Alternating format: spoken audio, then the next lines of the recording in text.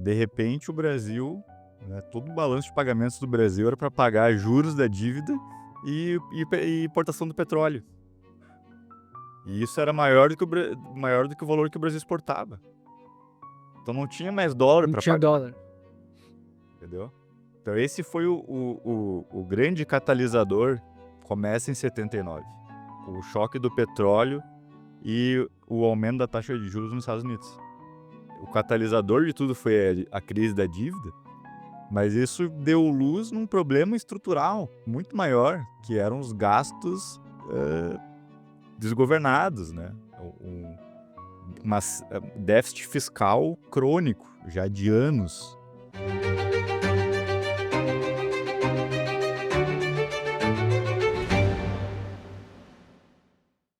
Senhoras e senhores, sejam muito bem-vindos a mais um Conversas do Curioso. Matheus, como é que você está, meu amigo? ótimo. E você, Greco Prado, como é que você está? Tô muito bem. Sim, eu estou também bem. Eu sou o Augusto e nós três hoje vamos falar de uma década perdida. O que é isso? Isso é mais de uma década, né? O que é isso aí? Acelerada essa ainda. Não, é que hoje é muito assunto, né? Que coisa. É só ponto. Vamos lá, hoje temos bastante coisa para falar aqui, porque, porra, Sem enrolação. falar de décadas, né? Porque a década perdida se explica muito pela década anterior anterior. também, né? Verdade. Tem que começar pela anterior, né? É. Explicar o que aconteceu. Para entender melhor, né? E ela também, de certa forma, é uma síntese do que é o Brasil, né? Então, Suco de Brasil. é. E, cara, bom, vamos sempre naquela justificativa inicial, né, cara, que eu tô achando muito legal, como eu já disse anteriormente. Por que a gente vai falar da década perdida, né? Porque que hoje a gente até vai fazer algo um pouco mais amplo, né? Algo mais generalista, não vamos falar de uma empresa, né? É verdade, é um assunto mais amplo, né? Bom, direto ao ponto também, né? Estamos nessa vibe Estamos hoje. nessa vibe. Até para não enrolar muito, tal, né? Mas assim, essa é uma década, acho que todo mundo já ouviu falar, né? Ou já vivenciou. Sim. E no nosso caso, né, como a gente é da década de 90, né? A gente não vivenciou isso, mas a gente, nos nossos roteiros pro YouTube, né, era basicamente sempre a mesma coisa, né? A empresa Sim. crescia, se desenvolvia e tal, chegava na década de 80 e enfrentava problemas ou quebrava, né? Muitas não quebraram nos anos 80, mas ficaram mal das pernas e quebraram nos anos 90. Sim. Outras conseguiram sobreviver, mas passaram por alguns anos de muita dificuldade, fechando fábrica e demitindo gente e tal. E isso começou a se repetir muitas vezes, né, em muitas histórias que a gente já contou. E aí bateu aquela curiosidade, né? Cara, vamos pesquisar mais a fundo, né? O que aconteceu? Por que foi tão grave essa crise?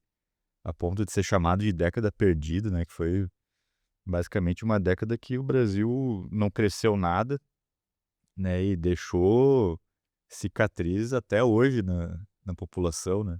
Perfeito. E aí é legal que, conforme a gente foi pesquisando, tu vai vendo, né, as correlações, como tá tudo conectado, né? Um evento lá no Oriente Médio impacta os Estados Unidos, que impacta aqui, né? Então acho que vai ser legal trocar essa ideia, um bate-papo mais aberto hoje, não é tão história em linha do tempo, né?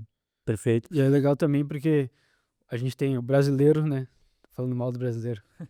Mas o brasileiro não conhece muito sua história, né? Perfeito. Então acho que também é um papel nosso no sentido de Revisitar. valorizar também as empresas, mas também contar a história macroeconômica do Brasil, contextualizar para a gente não, talvez outras pessoas que também não viveram essa época como a gente não cometa os mesmos erros no futuro, né? Então, Afinal, na verdade, o pessoal aí, os 50 a mais, né, que viveu, né? Exato. Praticamente, né? Então, cara, tem uma muita gente grande que não sabe parcela da sobre isso. população, obviamente, talvez até a grande maioria que não estuda economia nem sabe que aconteceu algo, ou viu uma vez, Sabe a hiperinflação, mas não sabe qual era o contexto. enfim. E realmente eu me lembro de histórias que a gente contou, né, Greco, que é o caso, por exemplo, das empresas caxienses ali, da Marco Polo, da Randon, que são potências brasileiras que nessa época quase quebraram, né? E aí tu vai para outras realmente quebraram um pouco depois, mas por exemplo foi o caso de uma gigante do varejo, que foi a Mesbla, né? Na época, É. acabou quebrando, algo que era impensável, né? Então pensa hoje, talvez as grandes empresas brasileiras do nada simplesmente virarem pó. Lembrei de uma que Qual? quebrou. Casa Casas da Bahia. É, essa aí se foi também, que era uma grande varejista, né? O nome é engraçado, mas a Banha tinha uma O grande próprio- importância na O época. próprio Pão de Açúcar, né? Ali no final da década de 80, quase quebrou. Sim. Quase quebrou mesmo, né? É. Teve muita dificuldade nessa época. Quem sobreviveu tem muito mérito, né?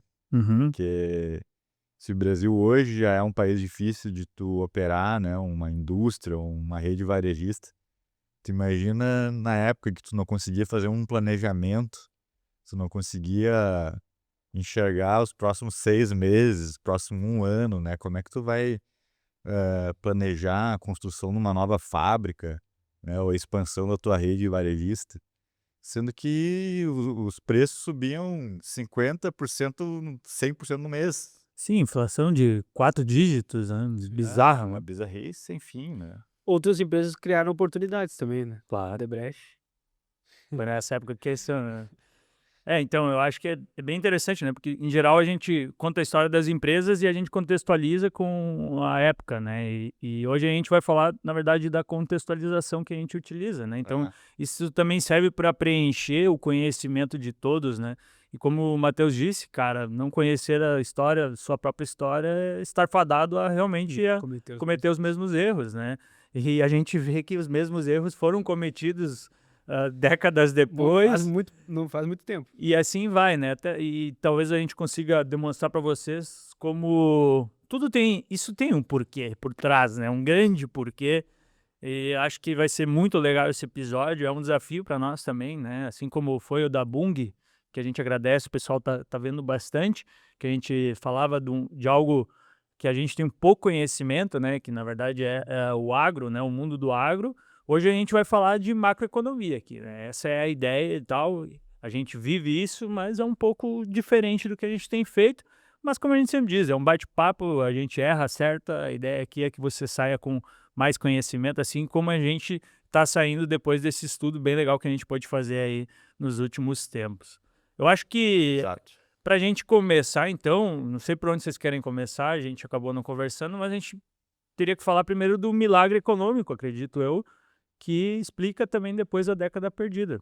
Pode ser por aí? Em resumo, assim, o que aconteceu, né? Dá para se dizer que, né, fazendo uma analogia, é como se fosse a década de 70 fosse uma grande festa e a década de 80 foi a ressaca dessa festa. Então, Tá. assim, Que ressaca. pra tu entender a ressaca. Nem engove salvou. Ali na hora tava ótimo, né? Bebida, cerveja, vodka. Acho que, Gostei. né? Tava ótimo e tal. Né? Quem nunca, né? Foi. E aí, no outro dia, não foi nem um dia, né? Foi semanas de ressaca. Assim, A conta chega, né? A conta chega. A conta chega, né? Então, para explicar essa ressaca, tem que entender a época ali do milagre econômico, né? Que foi a década de 70 ali, foi de 68 a 73, né? Considerado oficialmente. Uhum.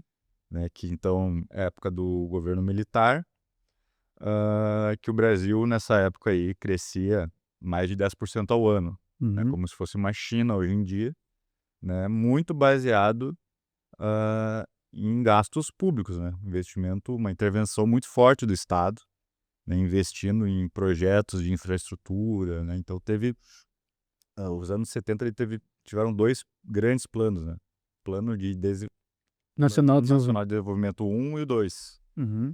Né? E foi nessa época aí que grandes projetos de infraestrutura foram feitos. Né? Então, Itaipu, Polo Petroquímico de Camaçari, Polo Petroquímico de Triunfo, Uhum. ferrovias, Angra 1. estradas, Angra 1. Transamazônica, se eu não me engano. Bem, O que explica, de certa forma, a ascensão dessas empreiteiras, né? Construíram tudo isso. Teve, então, foi uma década de de muito gasto, de muito investimento, né? E que esse investimento ele foi financiado com dívida externa, tá? Então, Perfeito. então um ponto importante aqui, né? 2 eventos marcam a década de 70, que são os 2 choques do petróleo, tá? E aí acontece o primeiro em 73, e o petróleo sai de 2, 3 dólares para 12, e o Brasil nessa época ele não era autossuficiente, né? 80% do consumo do petróleo brasileiro era importado. Então tu tem um baque no balanço de pagamentos, mas ainda assim, isso em 73, né? Ainda assim não acaba o crescimento brasileiro, porque o Brasil, né, vamos dizer, ao invés de tomar medidas mais restritivas, né, vamos cortar um custo aqui e tal, eles dobraram a aposta nesse plano de investimento e fizeram aí o Plano Nacional de PND. Desenvolvimento 2, né, que daí foi mais uma série de investimentos. Pagou E pra aí ver. sim, né, vamos fazer, cara, vamos pagar para ver, vamos dar all-in aqui e vamos continuar crescendo. Esse vai ser o remédio contra essa crise, né? E aí esse financiamento foi de dívida externa, né? Então, ali 74 em diante, né, até 79, era simplesmente pegar dinheiro com bancos estrangeiros, americanos, né? Citibank, então isso é diferente de hoje, né? Hoje em dia Pois é, o governo ele emite títulos, né? Seja aqui no Brasil, seja lá fora, e aí ele arrecada, né? Nessa época não tinha isso bem desenvolvido, então o financiamento era direto com os bancos, legal. né? E aí mesmo com o choque do petróleo, era uma época de crescimento no mundo, né? E juros baixos. E aí esse foi um ponto, né?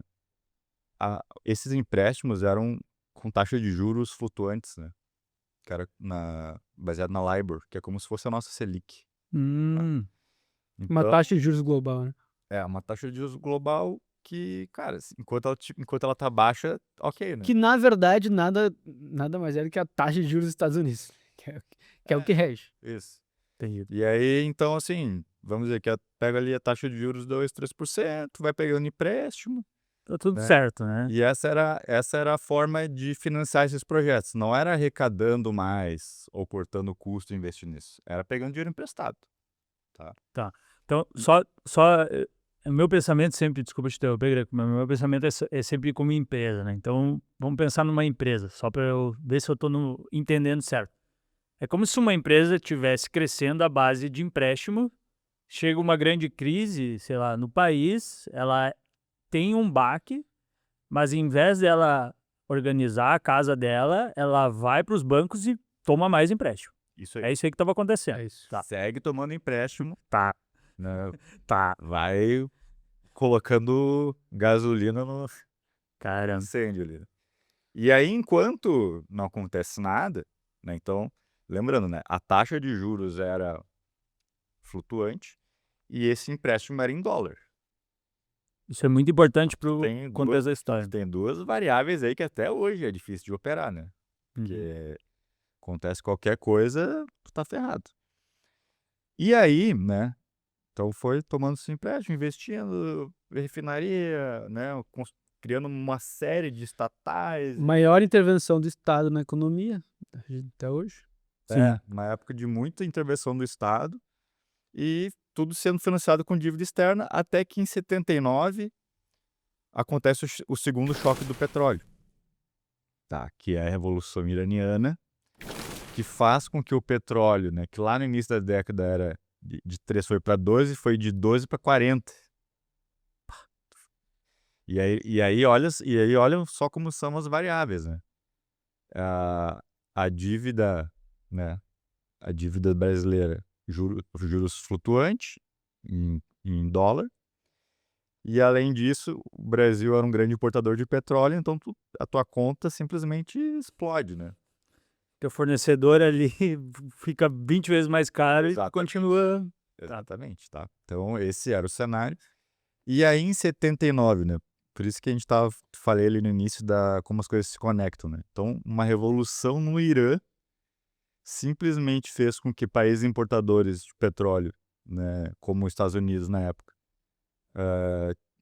aconteceu que a taxa de inflação acabou subindo muito, e para controlar a inflação, os Estados Unidos têm que subir os juros, né? Então acontece o choque de juros quando o Paul Volcker assume em agosto de 79, né? E para controlar a inflação, ele começa a subir a taxa de juros nos Estados Unidos, que até hoje é a baliza global, né? Então a taxa de juros nada mais é do que o custo do dinheiro, né? O preço do dinheiro. E a taxa de juros americana é a mais importante do mundo, porque ela baliza todas as moedas do mundo. Então, imagina, o que aconteceu? Os juros, né, tava lá 3, 5, aí já tava indo ali para quase 10. Em questão de pouquíssimo tempo foi para 15 e depois para 20% ao ano. E isso aí tem um impacto muito grande, né, nas contas. Porque ao longo da década, a dívida pública, dívida externa brasileira, ela foi crescendo exponencialmente, né? Então ela chegou, vamos dizer assim, saltou de 3 bi de dólares para 100 bi de dólares. Chegou ali, acho que 81, 82 com 100 bi de dólares. Só que, lembre-se, né? Uma coisa é tu ter 100 bi de dólares pagando juros de 2%, e uma coisa é tu ter 100 bi de dólares pagando juros de 20%. Né? Então, esse choque, ele fez o seguinte: de repente o Brasil, né, todo o balanço de pagamentos do Brasil era para pagar juros da dívida e importação do petróleo. E isso era maior do que o valor que o Brasil exportava. Então não tinha mais dólar Não para tinha pagar, dólar. entendeu? Então esse foi o grande catalisador. Começa em 79, com o choque do petróleo e o aumento da taxa de juros nos Estados Unidos. Esses dois fatores que causaram Dois o fatores problema que causaram o problema, porque maior, né? Porque se a taxa de juros dos empréstimos fossem fixadas, talvez tivesse sido menor o problema, né? Uhum. O que aconteceu é que a taxa de juros subiu muito, os empréstimos eram com essa taxa flutuante, e o serviço da dívida foi ficando impagável, foi ficando cada vez mais caro. Tá, uma pergunta aqui, desculpa te interromper. Mas isso era uma exclusividade do Brasil ou todos os países eram afetados? E o principal, pelo que a gente falou aqui, a princípio o Brasil também estava com a casa desorganizada, né? Então o Brasil sentiu mais essa crise, foi mundial mesmo, tipo outros países da América Latina sofreram. Como é que foi essa conjuntura? Sim. Era uma exclusividade nossa ou não? Não, outros países sofreram, inclusive o próprio Estados Unidos entra em recessão em 81 por causa do choque do aumento da taxa de juros. Novamente, né? 20% para os Estados Unidos é muita coisa. Sim. É muito difícil de viver É isso. legal entender também qual era o contexto do por que os Estados Unidos aumentou a taxa de juros, né? Porque quando acaba a guerra, os Estados Unidos acumula quase 60%, 70% do ouro do mundo, porque financiou o armamento da Segunda Guerra Mundial. Uhum. Então tinha uma reserva internacional muito grande, que ele começa a gastar depois da guerra, depois do final da Segunda Guerra Mundial, na Guerra Fria. Sim. Então ele passa a gastar muito dinheiro, inclusive financiando programas da NASA, ele financia a guerra da Coreia, então ele vai gastando também. exato, ele vai gastando esse recurso que ele tem. E daí no final, que nem o Greg falou, no início da década de 70 ele começa já a ter indícios de recessão, né? Então o déficit começa a aumentar, e daí para controlar a base monetária, lá em 81, né, chega os juros até 20%. Uhum. Então é por isso. Então ele começou a gastar mais do que ele Foi arrecadava. basicamente sempre uma combinação de fatores, né? Então é isso, o aumento dos gastos, né? Aí em 71 eles já tinham saído do padrão ouro, E aí os gastos se É descontrolaram. justamente por isso, porque a reserva de ouro já tinha saído muito do país, né? Não tinha mais como lastrear a moeda em ouro. Aí vem os choques do petróleo e, né, imagina, impacta muito a inflação, né, a gasolina fica muito mais cara e tal. E aí a forma de resolver isso é subindo os juros, que é sempre um remédio amargo. E aí os Estados Unidos entra em recessão, né, e respondendo a pergunta, os Estados Unidos entrou em recessão, Brasil, mas também todos os países da América Latina, exceto Colômbia, né, Polônia também, né, ali, 82 que acontece a primeira moratória, né, da dívida, que é a do México. E ali também, Moratória não vai pagar, diz. Sim. então ali já é um catalisador no sentido de a primeira vítima foi o México, né, a Polônia também entrou em moratória, a Argentina também estava mal das pernas, negócio, questão ali da guerra das Malvinas. Das Malvinas. Mas o primeiro choque é no México, e isso faz com que, né, esses bancos que estavam emprestando dinheiro para essas economias emergentes simplesmente fecham a torneira do crédito, depois desse calote do México, Entendi. né? Um pânico, né? E aqui vale também contextualizar que todos esses empréstimos, o contexto da época era que, como os países árabes estavam ganhando muito dinheiro, né, os produtores de petróleo estavam ganhando muito dinheiro por causa da alta do petróleo, eles abarrotaram os bancos americanos e de Londres com dólares, né, os petrodólares. E esses bancos tinham que emprestar dinheiro, né? Foi daí que eles saíram financiando todo mundo. Era uma oportunidade também, né? Sim, como sempre, né? E é legal porque os países que não sofreram, que nem a maioria dos países da América Latina, dobraram a aposta. Quando veio a primeira crise do petróleo, começaram a pegar mais dinheiro emprestado, fazendo dívida externa, e continuaram um plano de macroeconômico de desenvolvimento, né? Como remédio para isso. Só que os países que já estavam industrializados, eles fizeram o contrário. Eles fecharam o mercado. Falaram, não, então a gente vai segurar o petróleo. Nós vamos viver uma recessão, né? Vamos aguentar firme, mas vamos resistir. O problema disso, de tu viver uma recessão lá, que foram o que os países industrializados fizeram, é que o custo político disso é muito caro, né? Vai ficar marcado, né? Se tu escolhe esse lado, esse tipo de solução, tu sabe que o povo do teu país vai acabar sofrendo, não tem o que fazer. Sim. Então, É um custo político muito alto, né? Exato. E aí, talvez o legal é o contexto do que a gente vivia, né? Era uma ditadura que estava, depois de muitos anos, o Brasil viveu uma série de... Bom, a República toda foi marcada, até nos dias atuais, né? De trocas de presidentes, o Getúlio, né? Na verdade, a Liga entrou desde o Getúlio até realmente vir a ditadura militar. A troca de poder era bizarra, né? Sim. Então tinha uma série de questões. Então era uma forma da ditadura, quando ela injetava grana, era uma forma dela realmente conseguir se manter no poder, porque a economia, mesmo que de uma forma irreal, estava crescendo, né? Sim. Quando eu digo irreal é porque eles estavam injetando grana e criando... Artificial. Artificialmente foram criados mais de 1000 autarquias, era uma coisa bizarra, né? Tipo, empresas públicas.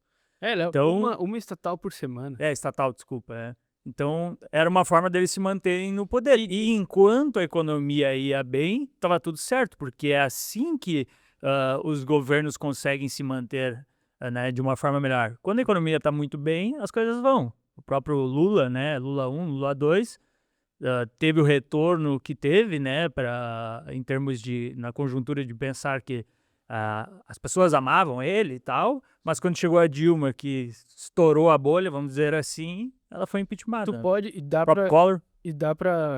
pra levar isso pra um paralelo mais externo também, porque vários países da América Latina viviam ditaduras, né, no contexto da Guerra Fria. Sim. E as de direita eram apoiadas pelos Estados Unidos, que financiavam elas também. Então existe esse contexto político em volta disso, né? Sim. Quando os Estados Unidos não conseguem mais, que a inflação lá bate no teto e tem que aumentar os juros, ele fala, não, eu não vou conseguir mais financiar vocês, entendeu? A Guerra Fria Já tinha esfriado. E aí, em 82, então, agosto de 82, acontece a moratória do México. E aí ferrou, né? Daí os bancos param de conceder crédito É pânico. e tu tem que rolar a dívida. Tu tem que pagar o serviço da dívida e os caras não te emprestam mais. Como é que tu faz? Passa o chapéu para FMI. E aí foi nesse período que o governo brasileiro vai negociar com a FMI, até que em 83 eles conseguem um empréstimo da FMI, mas com uma série de contrapartidas, né? Ele não é simplesmente liberar o dinheiro, ele impôs uma série de... É por isso que tinha aqueles protestos, né, contra o FMI, que era um vilão e tal. Porque basicamente falou, olha, a gente libera o dinheiro desde que vocês cortem gastos, vocês organizem a economia de vocês. Que é o entendeu? preço político, né? Tá, É o mas preço político. então é legal tu falar isso, para eu entender, vamos dizer assim, e para o público. Então o FMI, no fundo, ele é um bode expiatório, vamos colocar assim. Porque ele está emprestando a grana e, tipo, ele tem a grana, então ele é sobre as condições que ele quer, né? E ele não tá ali para perder dinheiro, então Exato. é a contrapartida que, por exemplo, é feito com as empresas quando elas pedem, putz, esqueci agora a palavra, mas tipo, o cara vai quebrar, ele precisa que um banco ou o governo apoie ele. Então, tipo, ele tem que refazer a casinha dele, tem que Sim. limpar a Como casa. se fosse, vamos dizer assim, tu tem um filho que gasta muito mais do que ele ganha Tá. e é um inconsequente, e gasta. A maioria dos pais deve ter, né? Um desses. Aí chega um ponto que daí ele vai pegar dinheiro emprestado contigo e falar, olha, eu te empresto aqui o dinheiro, mas assim, tu vai ter que trocar, vai ter que vender o teu carro, pegar o mais barato, vai ter que pegar um aluguel mais barato, vai ter que parar de gastar no cartão de crédito. Sim. Se tu fizer essa série de cortes, né? Porque o que tu tá fazendo aí é uma loucura. É basicamente isso. Fora isso, tu vai fazer essa série de cortes e o que sobrar de dinheiro tu vai me pagar. Uhum. É. Entendeu? Que é o juros. Então, assim, eles estavam no papel deles, né? Imagina, só liberar o dinheiro para uma economia aqui da América Latina que gastava que nem louco, óbvio que tu ia tomar o calote também, Interessante. né? E aí, se tu for ver, né? Isso é em 83, aí as coisas já...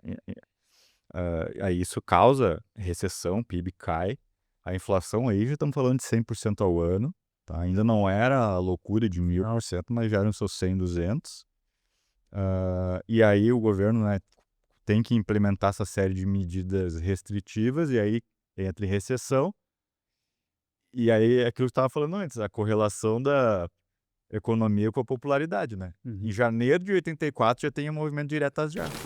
Sim. Ora, né? Tu vê, né? Como tá relacionado, né? Uhum.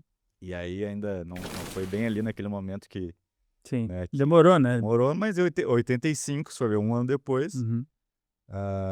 já cai, então, a ditadura e Sim. né, entra Ela já vinha num processo porque a economia já não vinha bem, né? Mas quando realmente explode, aí ninguém segura, né, cara? Então, a história ela é muitas vezes contada de uma forma romantizada, né? Não, porque aí veio o movimento Direta Já, né? Ou posteriormente os caras pintadas lá no Collor. Mas, cara, tudo isso se justifica mesmo, o povão mesmo entra junto, que é quando realmente a coisa fede, vamos dizer, não é só grupos, sei lá, específicos, né? A coisa pega preço mesmo quando dói no bolso Sim. do cara lá, do trabalhador, de todo mundo, né? E aí também entra os grandes bancos e todo mundo. Então, quando começa a doer no bolso é que as coisas acontecem, né? Quando Então, começa, essa é uma parte pouco falada disso, né? Eu acho interessante, né? Porque é bem romântico, não? Porque daí, sei lá, o grupo de cantores se reuniu e coisa, que aconteceu, tá tudo certo, mas isso é dentro de uma conjuntura muito maior, e principalmente econômica, né? exato. E aí, nem a gente falou, né?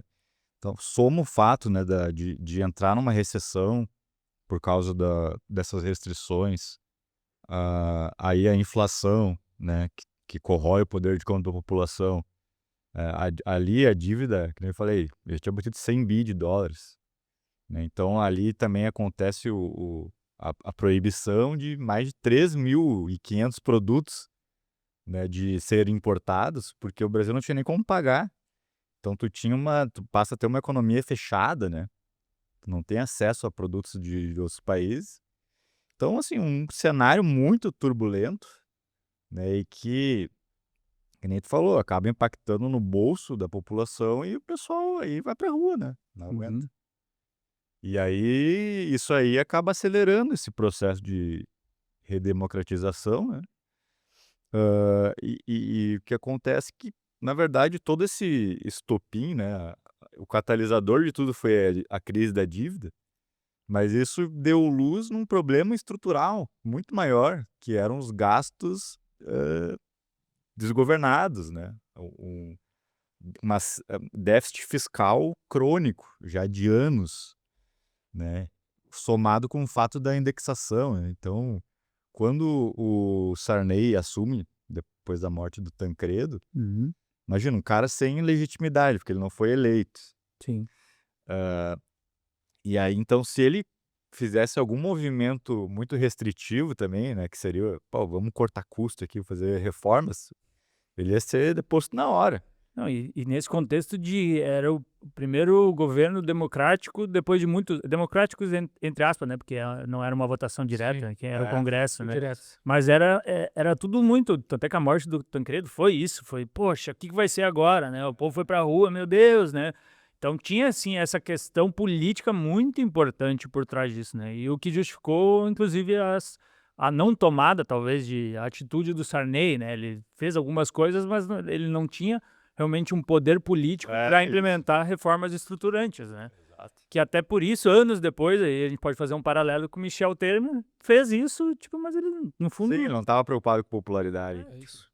Exatamente. É aí que tá, né? É um jogo muito, muito complexo, né? Político, econômico, né? Porque, querendo ou não, ele assume um país em sérias dificuldades econômicas, né?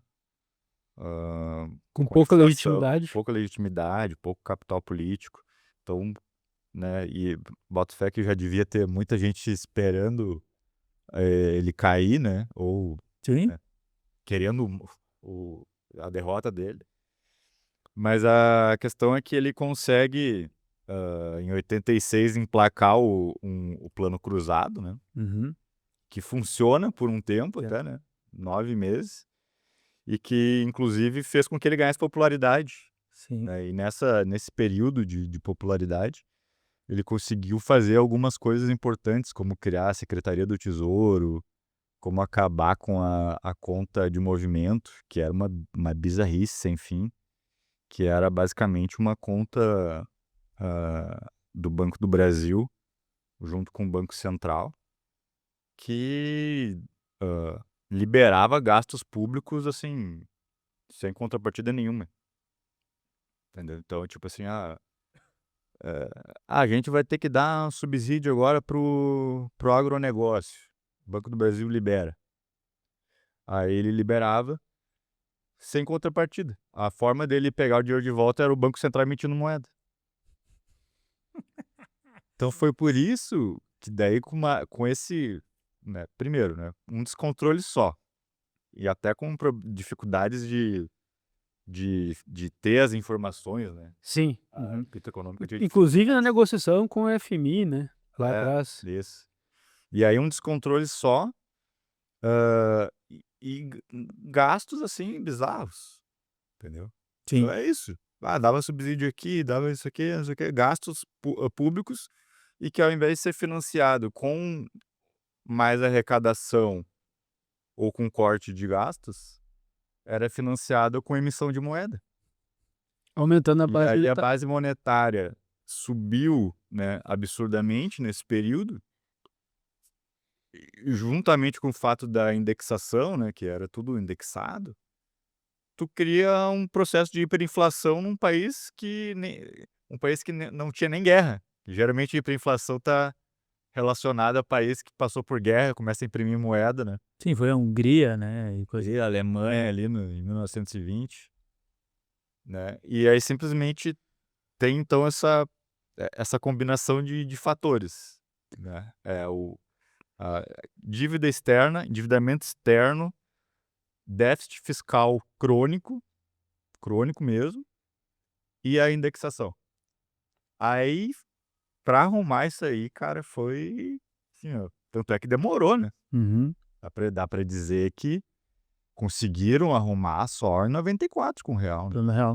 Uhum. Até então foram uma série de planos, né, tentativas de planos econômicos, com Sarney, plano cruzado, depois teve o plano Bresser, depois teve o plano Verão, aí plano Collor 1 e plano Collor 2, e aí só depois que o negócio começa a ficar estável. De tão grave que foi a situação, porque nessa questão da indexação também, né, era tudo, os salários eram indexados, os produtos, O os que é indexado? alqueires, Explica e pra aí, gente. eles pegavam assim, a inflação no mês anterior, foi 10%. Agora eu vou botar esse valor no aluguel desse mês. E assim sucessivamente. E todo mundo fazia isso. Então, chegava um ponto que, cara, o preço subia no automático. O nome é inércia inflacionária. Segundo a lei de Newton. Tu vai. E aí, o que aconteceu também, né? Como os planos. O plano do Sarney, né, o plano cruzado, foi basicamente congelar os preços, né? Congelar os preços, congelar todos os reajustes, né? E funcionou durante um tempo e tal. Sim, com as fiscais do Sarney, inclusive, né? Isso. Nos supermercados e coisas. Mas eles não conseguiram mais segurar, e aí não deu certo. Aí no outro ano, 87, tenta o Bresser, também não dá. Aí a população começa a ficar desacreditada. Sim. Que é pior ainda. Que é pior ainda. Então, assim, né, pensa na situação. Eu tenho que pagar meu funcionário, ou eu tenho que receber um aluguel. Se tá todo mundo ajustando, eu vou ter que ajustar também. Porque se eu não ajustar, eu vou estar perdendo dinheiro. Que é justamente a inflação. Que é para se proteger da inflação, né? Então, quando todo mundo pensa isso, os preços sobem, né? Então, essa era a causa fundamental que eles demoraram para atacar. Porque o congelamento só de preços não adiantava. Porque, por exemplo, no caso do Sarney, o que começou a acontecer, né? Por um lado, tu teve o congelamento de preços, e então tu ganhou uma estabilidade. Só que o que aconteceu, né? Nessa época, o Brasil ainda era fechado para as importações, por conta que não tinha poupança externa, né? Não tinha Uhum. dólares. E aí a população, com a estabilidade, começou a ir às compras. Só que o país estava desabastecido. Então teve um descasamento muito grande entre oferta e demanda, entendeu? Porque a demanda aumentou por causa da estabilidade. Não mas tinha produto. É por isso que não se encontrava produtos no supermercado, por Exatamente. exemplo. Perfeito. E é ali que começa a dar errado. Fora que É tinha um porque- mercado paralelo bizarro, né? É porque Sim, também. na prática, tu tá falando pro empresário assim, cara, a inflação pode ser qual for, mas tu não pode aumentar o preço do teu produto. E o cara fazia o quê? Não vou produzir, Perfeito. entendeu? É. E tipo, o problema é o seguinte, nesse tipo de inflação, né? Como o ajuste está relacionado à inflação anterior, já há um tempo muito longo desse sistema acontecendo, com a indexação, que o Greco explicou, o ajuste de juros, vamos ajustar a taxa de juros, não fazia efeito, entendeu? Não fazia nenhum efeito. Então, por isso que vem essa série de planos, que é o que eles chamam de choque heterodoxo, né? Que é tipo, tem que criar um choque, obrigar todo mundo a entender que não pode aumentar o preço, pra daí seguir pra frente, entendeu? Pra daí conseguir resolver. Só que como é que tu faz isso? Uhum. Ainda mais gerando uma desconfiança depois da outra. Um plano não dá certo, o outro plano não dá certo, entendeu? Isso vai ficando cada vez pior. E daí É muito complexo, né? Até aquele exemplo, né, do jogo de futebol, né? Que o cara se levanta para ter uma visão melhor, só que todo mundo se levanta também. Então dá na mesma. ninguém senta. E tu continua tendo a mesma visão de que quando tu estava sentado. Uhum. né? E a inflação era isso, todo mundo ia reajustando os preços e... E o governo gritando lá, senta, senta. Sim. Exato. Legal, legal. E também nessa época aí foi que o Brasil e o governo brasileiro promoveu a nossa moratória, né? Tão famosa, foi em 87. 87 chega o limite, né, de falar, cara, não Não devo, pagar. não nego, pago quando puder, e simplesmente não conseguia pagar mais os juros, né? De tão crônica que era a situação, né? Sim. E aí isso aí teve impactos bizarros na população, né, cara? Porque é aí que tá, também se explica por... Já eram tempos e ela ficaria mais anos ainda sofrendo, né? A população, no fundo, quando tem inflação, é a população pobre que mais sofre, né? Sim. Imagina, tipo, eu me lembro dos nossos pais falando como era, né? Como era difícil as coisas, mas era muita turbulência, né? E o que se viu era também o governo comunicar muito mal, né? Tipo, esses planos, qual que era a ideia, né? Que foi o que o dólar, o real, teve sucesso muito em função dessa comunicação, de explicar e as pessoas entenderem, né? É, Tem aquele famoso vídeo do Fernando Henrique Cardoso indo no programa do Silvio Santos explicando, né? é, Parte por parte, teve né? uma adoção muito grande, né, das pessoas, coisa que nos planos anteriores não teve uma comunicação boa. Uhum. E é isso que tu falou, quem mais se ferra é sempre a população mais pobre, até a classe média acabou se ferrando muito, né? Porque perder o poder de compra E teve recessão também, né? Há uns 2, 3 anos ali teve recessão, ou seja, perda de emprego, entendeu? Uhum.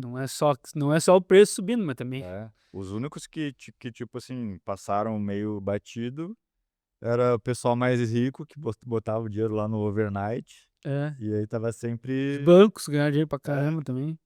Era uma grande fonte de lucro, inclusive, dos bancos, né? Tanto é que depois que não teve mais... Tem que vir a diversificação, né? E não, e muitos bancos quebraram depois, né? Ali de 95 ali, que é a quebradeira geral, né? Do econômico, do nacional, dos ameríndios. Porque, de repente, eles não tinham mais uma receita que eles ganhavam muito dinheiro, que era da indexação ali, da inflação, né? Mas cara, eu fico imaginando, assim, o empresário nos anos 80, né? Que dificuldade que deve ter sido. É que eu sempre penso assim, né? A gente já contou várias vezes esse tipo de história, né? Mas algo que a gente muitas vezes conversa. O empresário, principalmente no Brasil, ele sempre foi o bode expiatório. Todas as épocas, né? Sim. Se tu vai olhar lá o documento da Ciesp, quando ela foi criada, né? Que depois viraria a Fiesp, a Federação das Indústrias de São Paulo. Ali tinha Matarazzo, esses caras todos. O documento diz que era... Claro que o Brasil vinha ali de épocas que começou a ter grandes levantes, né, de funcionários.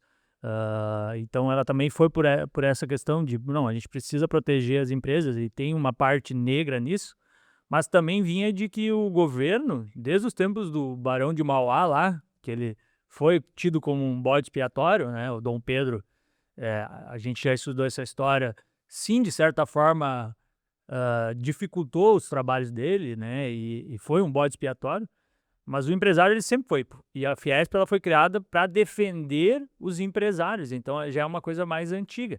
E nessa época, quando a gente fez alguns vídeos, né, como por exemplo do Pão de Açúcar, né, que a gente contou a história, as pessoas iam e brigavam com o dono do supermercado, Sim. né?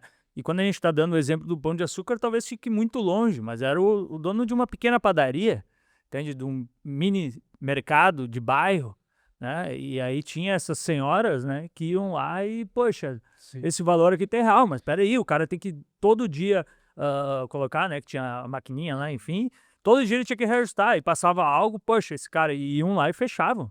Então, vamos tentar simplificar o que eu tô falando. Cara, é óbvio que a parte mais fraca e mais fácil de bater é o empresário nesse momento, mas é ele a raiz do problema? É o jogo político, né? Porque quando o que o político faz? Ele joga a culpa para outro lado, Uhum. basicamente. E foi o que fizeram nessa época. Falaram, a culpa do preço tá alto é porque o empresário tá cobrando mais. E daí quando ele obriga o cara a cobrar o preço que ele quer, quando o governo obriga o empresário a cobrar o preço que ele quer, que o governo quer, ele não tem mais produto. É isso que acontece, a gente já viu. E se tu for ver hoje em dia, agora, na recente inflação que a gente sofreu, tu via o mesmo discurso político, que era falando, a culpa do preço é porque o produtor lá, o rural, tá Sim. querendo cobrar mais alto, um preço mais alto, entendeu? Inclusive a gente viu o presidente falando, não, chega no supermercado e se tiver caro, não compra. É a mesma coisa. Pleno 2024. Ou seja, isso. a culpa não é que tu tá aumentando a base monetária, entendeu? Do país, imprimindo dinheiro. Aham. A culpa é do dono do mercado. Entendeu? Por isso que é importante esse episódio aqui, Uhum. para relembrar dessa história, pra gente não cair nos mesmos erros, né? Pra quem tá assistindo, né? Porque, por exemplo, não era para um presidente da República falar uma bobagem dessa, sendo que a gente já passou por um processo igual no passado.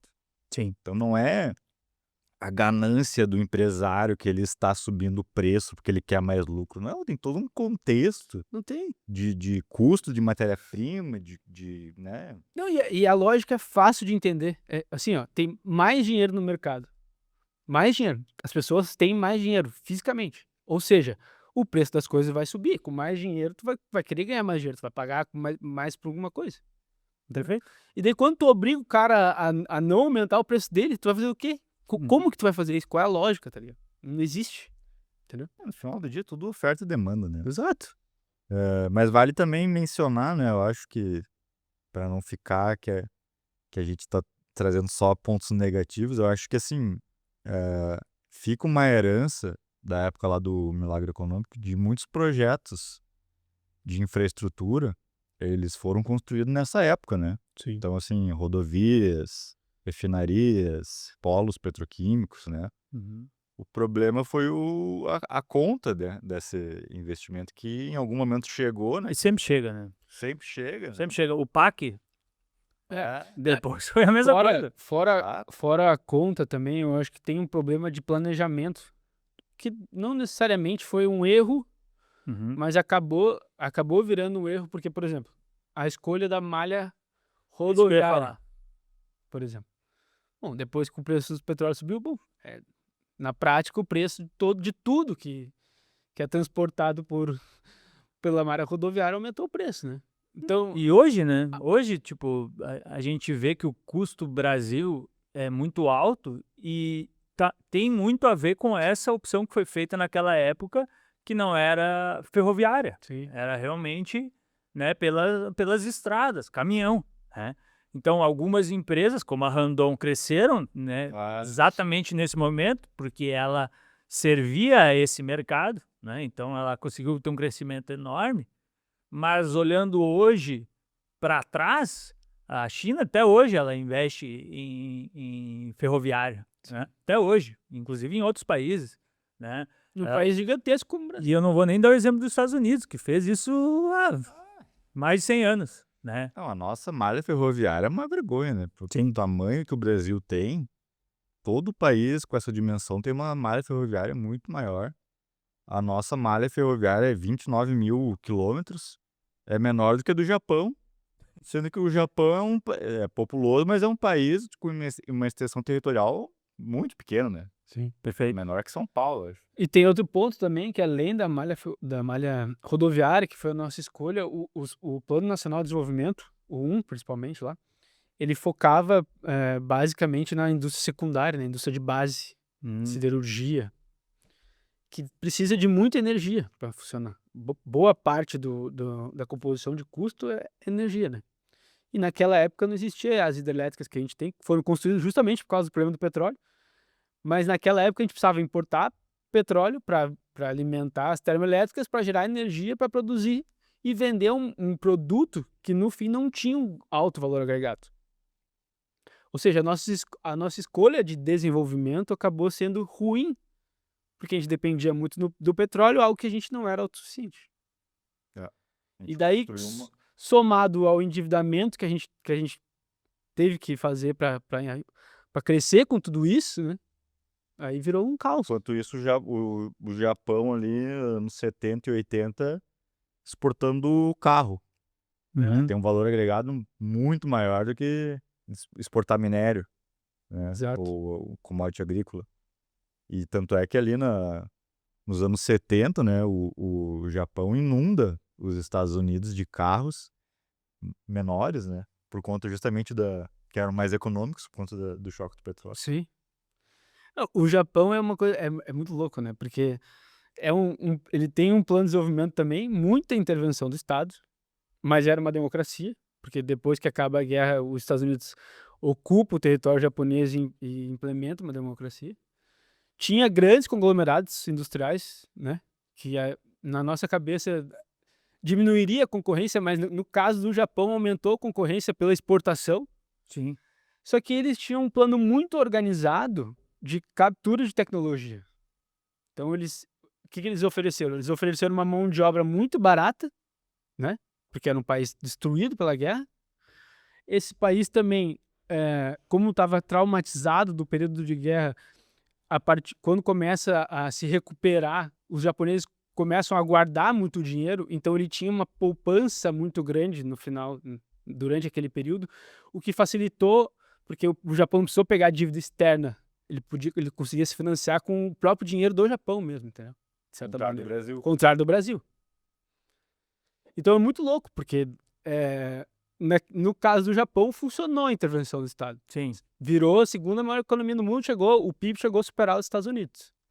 Mas por quê? Porque o desenvolvimento e o planejamento foi voltado, foi muito bem pensado nesses aspectos.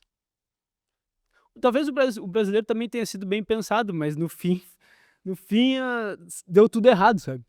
É. Uma É muito- combinação de fatores ali brutal, né? Que muito difícil de superar aqui. Mas também vale lembrar que o Japão, quando estoura a segunda crise do petróleo, e os Estados Unidos também joga os juros a 20%, o Japão, como remédio disso tudo, baixa a taxa de juros. Também há um acordo para o Japão desvalorizar a sua moeda, né? Porque a balança comercial deles, ele exportava muito, nem o Greco falou, exportava muito, tudo era produzido lá, era a China dos anos 80. Sim. Tudo era Esses meio- grandes bizarro quando a gente Sony. começa a olhar O Sony, Mitsubishi. Tipo, a Yamaha começou fazendo piano. Sim. Entendeu? Mas tu vê como eles geravam valor agregado, eles conseguiram capturar a tecnologia, porque vários produtos foram desenvolvidos lá. Notebook, Uhum. câmera de celular, câmera Walkman. digital, Walkman, Também foi um sucesso, né? Discman. entendeu? Então eles tinham valor agregado na exportação, entendeu? Eles não eram uma indústria de base que nem aqui. Tá, mas aí. Exportavam muito e legal que ali no final dos anos 80, né? Pra quem curte tem bastante coisa dessa época. Que teve Primeiro, né? Começava aquela questão de, o Japão vai passar os Estados Unidos. Isso tinha em capa de revista, Uhum. né?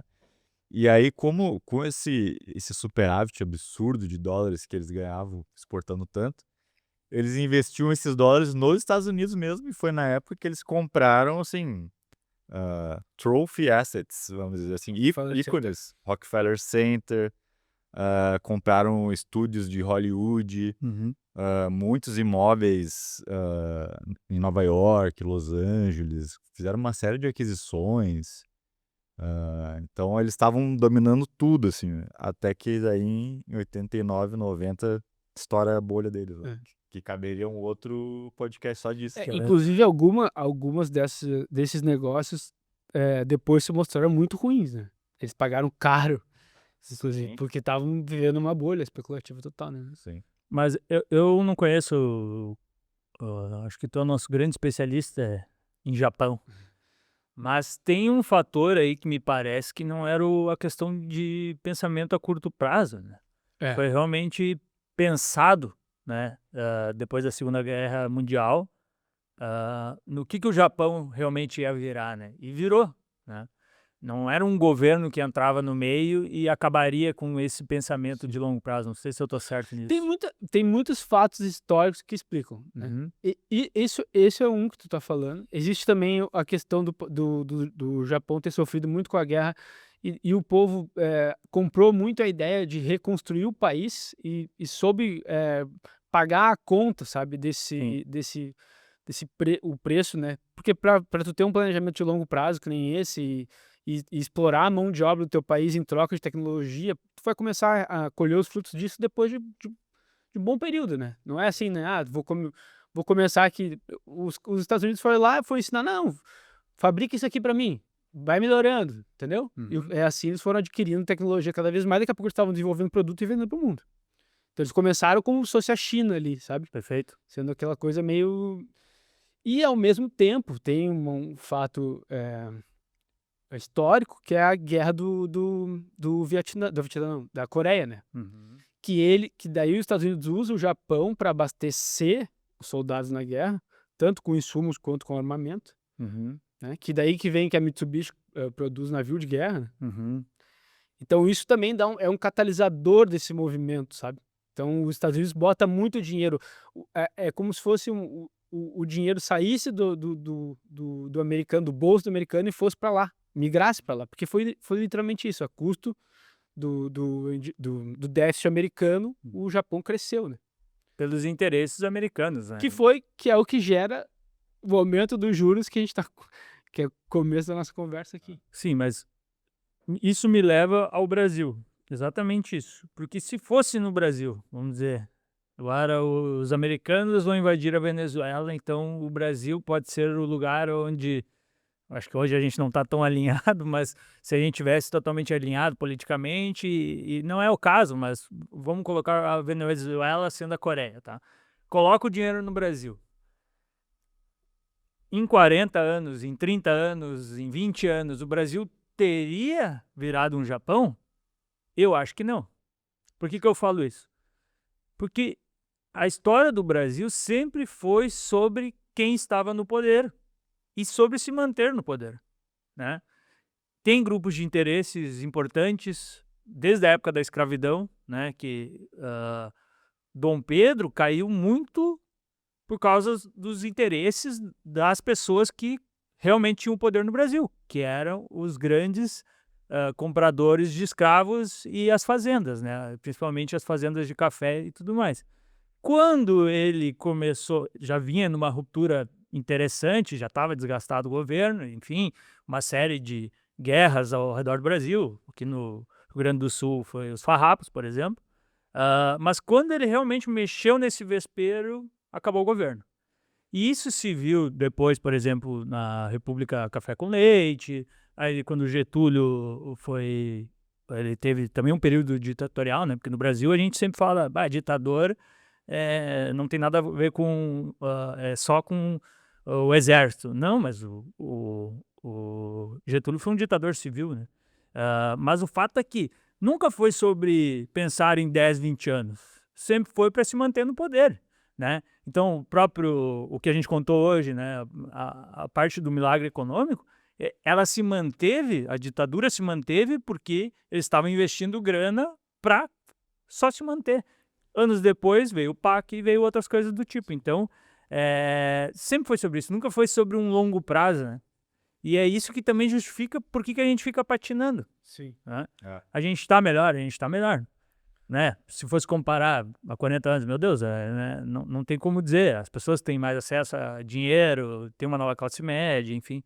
Mas a gente está sempre patinando também muito por causa disso, né? E Sempre voo de galinha, né? Não é nada muito estrutural. É sempre. O Brasil é um aluno nota fica à 6. vontade, moço. Olha aí, ó, um presentinho. Oh, que beleza. A gente grava ao meio-dia, pessoal. Então, quando começa a bater, Qualidade. nossos amigos da ProHub aqui, com o parceiro deles, é a Sálvia, né? Obrigado, Sálvia. Valeu aí. Muito obrigado. Nos salvam aqui, pessoal muito querido aqui de Porto Alegre. Mas é muito isso, né, cara? Isso me leva a gente fica discutindo o Brasil, às vezes, porra, hoje a gente tá numa época que fala Bolsonaro e Lula e tem que ser isso. Cara, mas no fundo, não é isso, entende? Sim. Tipo, sempre foi, ninguém tá nem aí pra ti, é importante que se mantenha dessa forma, entende? Tipo, que as coisas não mudem. Por isso que a gente fica nessa inércia de, tipo, tem um crescimento, mas ele sempre parece que tá barrado, né? O Brasil sempre foi, o Brasil sempre foi o país do futuro. E deixa eu só fazer um paralelo bem rápido, porque existe uma explicação para isso também no caso do Japão, que depois da guerra os Estados Unidos expulsou a elite política de lá, né? que era que as famílias que eram donas dos conglomerados até então foram expulsas do país por crimes de guerra. E quem ganha força política são os tecnocratas, né? Eram a base política que vinha que estava ali por causa porque competiu, como é que eu posso explicar? Que estava ali porque passou por uma competitividade técnica, entendeu? Ou seja, esses caras ganharam poder e a base política que estava só ali porque eram políticos, eram grandes famílias, foram expulsos. Então esses foram quem transformaram a economia do Japão nos próximos anos, entendeu? Então existe mais um pouco de explicação para isso, porque no Brasil uma guerra não, entendeu? Não ia mudar, né? Não ia mudar.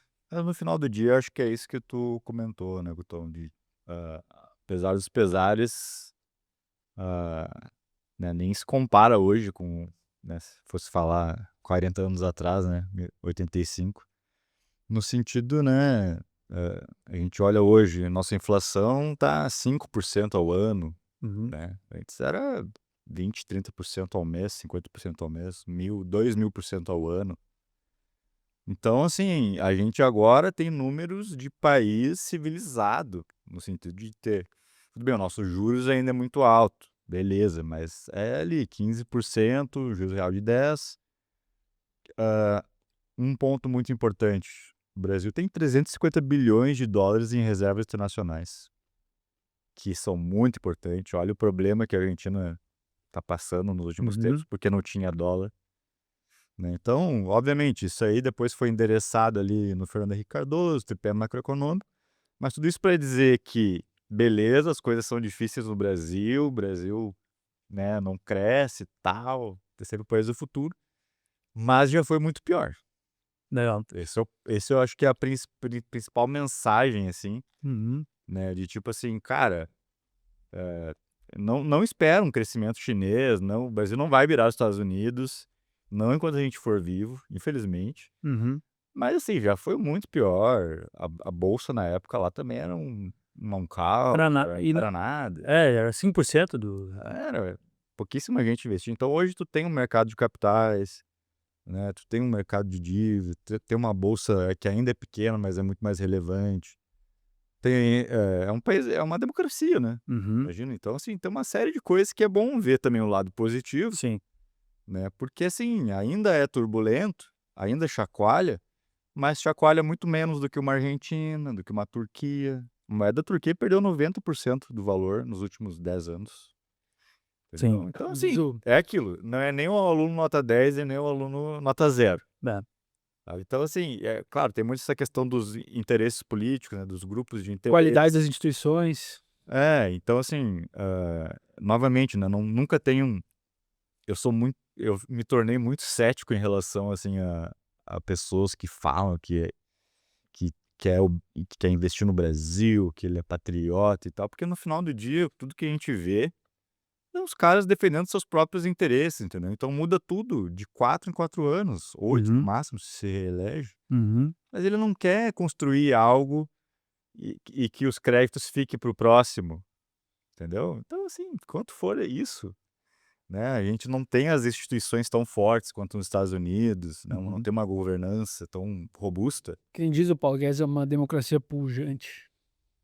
Então, aprendendo ainda os limites de cada. Aos trancos e barrancos a gente vai indo, né, cara? E um ponto que é pouco dito, porque, na verdade, fazer terrorismo em mídia e coisa do tipo é o que vende, né? A gente vai sempre uma onda contrária, porque a gente fala bem de pessoas, é meio que bizarro, né? Tu não encontra notícias falando bem de alguém. Exato. Então isso vende muito mais, mas realmente, aos trancos e barrancos a gente vai crescendo. Agora, o que a gente não pode também diminuir é que sim, a gente poderia estar muito melhor. Né? Eu acho que esse fator de analisar sempre o imediatismo, sabe? O Brasil é sempre isso. Porra, agora vai vir o salvador da pátria. Ou esse aqui vai defender os trabalhadores. É um país ansioso, né? Exato. Então, tu não consegue pensar em 20, 30 anos, que para uma história de um país é nada, entendeu? enquanto não acontecer isso, as coisas não vão se desenvolver de uma forma realmente grandiosa. Ele vai crescer porque, no fundo, o brasileiro é muito foda também, Sim. né? Tipo, o agro é um grande exemplo disso. Né? A gente não pode... e também é interessante como não é tão colocado, né? Que a gente realmente colocou inovações bizarras no nosso agro, que é o caso, por exemplo, do Cerrado, que era uma região que não tinha como ter as culturas que hoje lá tem, Sim. né? Mas isso foi tudo feito, inclusive, com órgãos do governo, né? Ajudando. Então, e inclusive foi nessa época também, né? Que começou o milagre do Cerrado. A gente já contou, por exemplo, quando o Matheus falou, o Olacir de Moraes, ele cresceu nessa época, né? Através de obras que ele começou lá no trem de São Paulo e tudo mais. Mas por que a gente começou falando que era um suco de Brasil, e acho que agora a gente pode ir para os finalmente? É porque isso aí, esse curto espaço de tempo, de 20 anos do Brasil, explica realmente como sempre foi a história, que é o que a gente falou aqui nos últimos minutos. Cara, é muito interesse político por trás, também muito interesse econômico de um grupo menor, que sim, esse grupo acaba se perpetuando. Mudam ali as figuras, as pessoas, mas essas são pessoas que continuam, enquanto o povo continua, né, trocando dinheiro e sofrendo mais com inflação.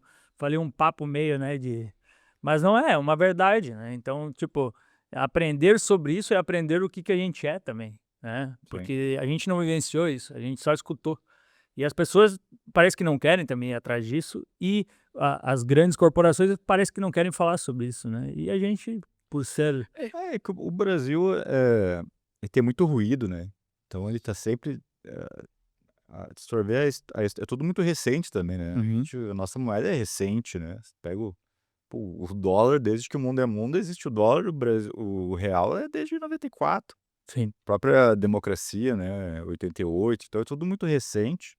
O tripé macroeconômico ali, final dos anos 90, então as coisas vêm melhorando, de certa forma, né? Óbvio que, assim, como chacoalha muito, tem muito ruído, e há muito essa briga política, essa polarização, tu não endereça problemas estruturais que tu deveria estar endereçando. Por exemplo, uma coisa crônica no Brasil, o aumento da produtividade do Brasil, desde os anos 80, ela tá parada, entendeu? Sim. Então, assim, um americano produz o que 5 brasileiros precisam produzir, né? Compensação, a gente falou do agro, né? O agro esse dia eu estava vendo uma palestra do Marcos Lisboa, que ele coloca a diferença o crescimento da produtividade geral e da indústria versus o do agro. Então, de 80 para cá, a produtividade cresceu 0,5%, que é uma bizarrice, ao ano, né? E o agro cresce 3% ao ano. Porque o pessoal se engana em achar que o agro é só commodity, só trigo, soja. Porque, na verdade, tem muita tecnologia por trás. Então, o Brasil teve muitos avanços em termos de produtividade, conseguir produzir mais, né, no mesmo hectare ali e tal. E eu acho legal que essa questão da produtividade é quase um reflexo da ansiedade do brasileiro, né? Porque, em média, o brasileiro acha que alguém tá devendo alguma coisa pra ele, sabe? Tipo, o governo tá devendo algo pra ti, quando o cara tá trabalhando, parece que a empresa tá devendo sempre alguma coisa pra ele, sabe? Nunca tá satisfeito, a gente nunca quer entregar pra receber, colher frutos no futuro. Faz sentido. A questão da produtividade, por exemplo, é fundamental que tu forme uma mão de obra qualificada, né? E isso passa já pela educação de base, só que isso leva anos para tu maturar, né? Não dá voto. Não dá voto e, assim, é que nem o Marcos Lisboa fala, cara, por que não pega, né? Primeiro, faz um plano e tal, mas vê como é que funciona no mundo, como é que funcionam os países envolvidos, os países que têm a nota mais alta lá no PISA, né? Não inventa roda, entendeu? Porque cara, tem países que a educação é uma potência, Finlândia, né? Os países do norte, Israel. Por que não faz? Só que isso aí, para gerar resultado, vai ser 15, 20 anos. E tu não vai ter mais o poder. Não vai ter voto, entendeu? Sim. Mas é isso aí, né? Singapura, Japão, é isso aí que faz com que tu forme, né, uma pessoa que vai estar muito mais apta para o mercado de trabalho, né? Porque assim, não adianta. Tu tem indústrias aqui no Brasil que tu não tem mão de obra. Sim, Tu tem um apagão de mão de obra qualificada. E o problema, a raiz do problema tá lá na educação de base. Claro. e também, só complementando o que eu estava falando ali da ansiedade, vira um pouco, tipo, o brasileiro quer ficar rico rápido de qualquer jeito, sabe? É, Sabe? Não quer pagar o preço. sim. É ganhar dinheiro com menor esforço. É por isso que tem tanto golpe. É, por isso que o tigrinho é grande, entendeu? E tem um monte de É tanto que se é tu rolar ansiedade. agora aqui no YouTube, ganha dinheiro em... Rico, rápido. É a ansiedade, Ah. entendeu? E tu vê como tudo está conectado, toda essa questão macroeconômica, o discurso político, a ansiedade do próprio governo, né? O discurso que a gente é um país super rico de recursos naturais, Uhum. mas a gente também nunca teve preparado para aproveitar um desses bondes econômicos, sabe? Com as instituições fortes, o povo querendo trabalhar, sabe? O governo investindo no lugar certo, sabe? A gente Exato. nunca teve preparado. A gente tá sempre ansioso. E aí que tá, né? Tem essas exceções, né? No sentido de, que é o que a gente fala no Curioso, de empresas que deram certo, né? Uma VEG da vida, que infelizmente o cara fala, pô, nem parece que é brasileira, né? O É isso. próprio, a própria Embraer, né? Que, pô, é uma potência global, né? E basicamente foi isso é isso que o Marcos Lisboa falou, né? A Embraer surge por causa do ITA e Uhum. o ITA surge por causa do MIT, Uhum. entendeu? Então teve uma troca enorme de inteligência vieram vários acadêmicos dos Estados Unidos para fundar o ITA, que até hoje é uma potência, e aí tu forma engenheiros e a Isso. Embraer briga de igual para igual com a Boeing e com a Airbus. Em alguns mercados ela é líder, Sim. né? Ou seja, é possível. É difícil, mas é possível. Mas a Embraer também não existiria sem realmente o Osiris Silva, ou seja, uma pessoa, não, cara, eu quero fazer isso, É, entendeu? isso. Então é isso. Assistam o vídeo da Embraer. É verdade. E no fundo a iniciativa empresarial ainda é o que sustenta o país, entendeu? E é assim em todos os países bem desenvolvidos, né? Tipo, poxa, a história, os gigantes da indústria dos Estados Unidos, é isso, cara. Os caras foram lá, beleza, tem muita coisa errada no meio, tem, cara, mas é importante que tenha esses caras, entende? É isso que é uma visão um pouco maior do negócio que explica o sucesso de um país, né? E até nessa questão, né, que a gente falou ali, mas o país ele é tão, ele pensa tão a curto prazo que isso é uma questão histórica, tá dita, né? E não importa qual lado tu é ou tu pensa que é, se tu é direita ou esquerda, mas quando foi, por exemplo, a ditadura militar lá, que eles focaram realmente na questão de estradas, estrada, cara, tá ali, ó, na frente das pessoas, as coisas estão acontecendo. Aí começa a passar os caminhões, aí vem o DKV, que veio nessa época, Sim. aí as pessoas conseguem comprar um carro, e é isso aí dá voto. Na época não dava, mas sustentava o país. Então, e aí o que o Greco falou, né? Mas construir ferrovia que passa lá por trás, tu não vê o negócio, dá menos voto. Então esse é só um exemplo, esse é um suco de Brasil mesmo. Tipo, é isso aí aconteceu em todas as fases do país, seja quando a esquerda teve na frente, quando a direita teve na frente, quando era um império, quando era uma democracia, enfim, sempre foi assim e sempre, pelo jeito, ainda será durante um tempo. E até esse cenário, como tu falou, de ansioso, ele é explicado nessa época aí dos anos 80, porque tu não tinha incentivo para investir no longo prazo ou deixar na poupança, porque teu dinheiro ia perder valor, né? Então, o que as pessoas recebiam já iam comprar na hora. E quem investia era overnight, era de um dia para o outro. Então, aí se cria uma cultura de consumo imediato, investimento de curto prazo, né? Coisa que não. No Japão, por exemplo, não tem uma cultura já de muito tempo de poupança. Vou guardar meu dinheiro, né? Porque não sofria com o problema de inflação crônica, né? Então, a questão, pô, o brasileiro adora investir em imóveis. Que imóveis é proteção contra a inflação, Perfeito. entendeu? Então, tu tem uma década inteira que meio que molda os hábitos, né, os costumes das pessoas em termos de consumo, em termos de investimento, e que a gente sente até hoje, né? Com certeza. Senhores, Mesmo não tendo vivido. a gente se propôs a falar da década perdida, mas a gente falou de Japão, a gente falou da história geral do Brasil, mas como também a gente disse no começo, isso seria também a explicação e o entendimento da história de um país, né? Mas se você sai daqui depressivo, não saia, como o Greco também colocou, né? Tipo, tem oportunidades, teve gente que fez, e quem faz realmente é o empresário e o trabalhador. Quando essa união está muito bem conectada, cara, ninguém segura, que é o exemplo da WEG, que é o exemplo da Tramontina, de uma série de empresas que, cara, começaram do nada e cresceram mesmo com essas turbulências. E, bom, a gente tem empresas centenárias no país que passaram por essa e mais um monte, porque se a gente quisesse abordar cada década, né, do século passado, a gente poderia aqui ficar 1h30 falando. Então eu saio muito feliz, acho que a gente conseguiu passar o recado. Não sei se os senhores têm mais algo para falar. Eu só queria falar que, ajudando nesse incentivo, né, de ser brasileiro, a gente é um país jovem, né? É normal que o jovem seja ansioso. Eu sou ansioso, sempre fui ansioso. Mas a gente tem, acho, né, e acredito que o Brasil é um país muito rico, que a partir do momento que a gente conseguir ficar maduro para tomar decisões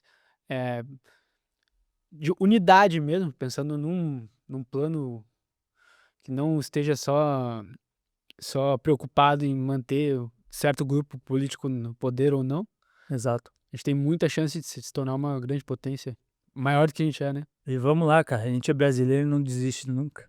É isso.